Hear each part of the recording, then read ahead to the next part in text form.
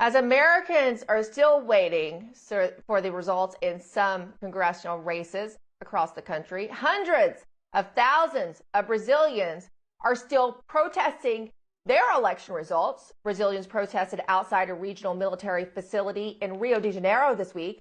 Protesters defied a November 11th Supreme Court order to free up roads and public spaces. Similar protests are taking place in Brasilia, São Paulo, Belo Horizonte, and smaller cities too. The protesters claim that former President Luiz Inácio Lula da Silva, who goes by Lula, stole the election in Brazil. The protesters are backing Brazil's current president, Jair Bolsonaro. Bolsonaro has repeatedly questioned the reliability of electronic voting machines. Lula's victory was only by a slim margin of 0.9%. Lula and his political allies strongly influence, or some would say control, the intense media coverage in Brazil. Judges are even sending journalists to jail. Paula Schmidt is a Brazilian journalist who's speaking out against the corruption. She claims the Brazilian Supreme Court, big tech, and others teamed up to rig this election. I can guarantee that I have never witnessed, without exaggeration, so much censorship and fear of injustice. I have lived in 13 countries, a few of them dictatorships or monarchies, and I have never witnessed such a fast and progressive erosion of democracy and so many attacks on freedom. This is all happening in my country, Brazil. One Brazilian newspaper even reported that a team of journalists had to be escorted out of the crowd by the military. Let's welcome in journalist Matthew Tierman.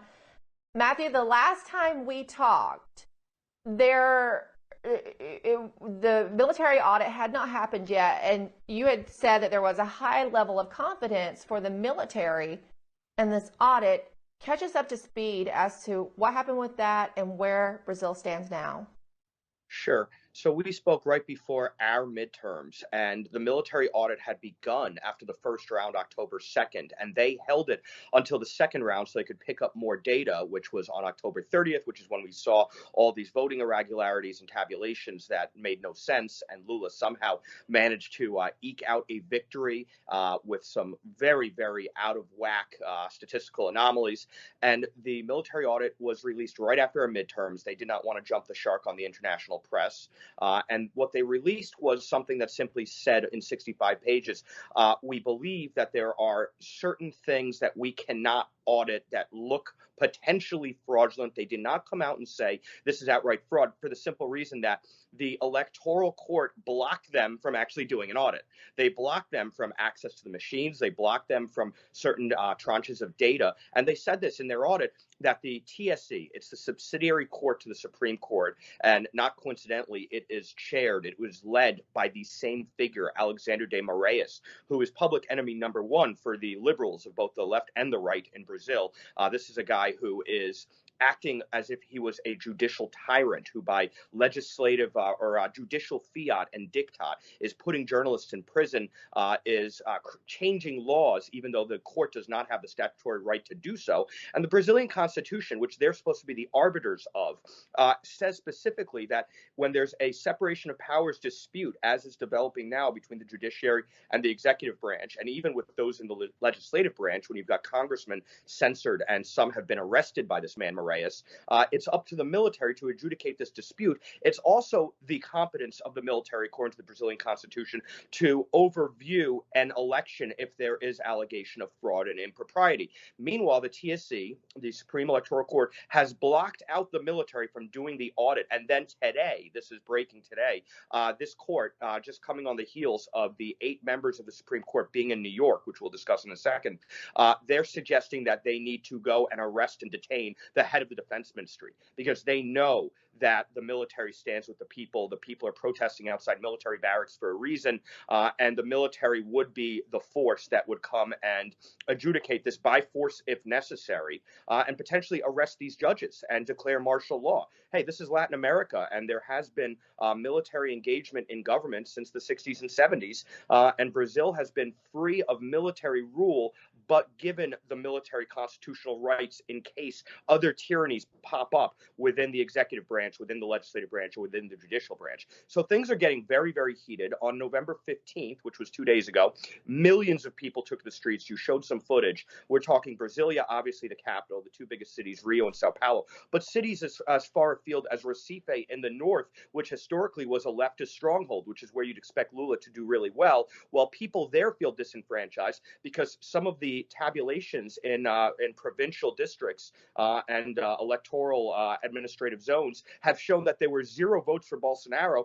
and there are thousands of videos floating around the internet of people from those jurisdictions saying, no, I voted for Bolsonaro. So people are feeling widely disenfranchised. They're taking to the streets, and I actually think this will end up with some sort of martial law and the military coming in and enforcing action against this out-of-control court. You know, you could almost interchange the United States and just switch out Brazil and thinking about the 2020 election, right? It's kind of surreal.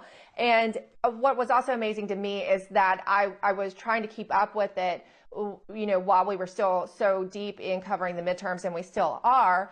But American outlets reported it as if the military just didn't find any fraud, that they said there was no fraud, this is a legit election, when what they actually said and what they had access to was completely different. Yeah. Well, it's funny how, you know, the media covered it when Joe Biden gave a comment right after the election tabulation and all of its non-confidence or confidence lacking from the people. And he said, congrats to Brazil for fair and free and credible elections. How could you possibly know that moments after you have a tabulation?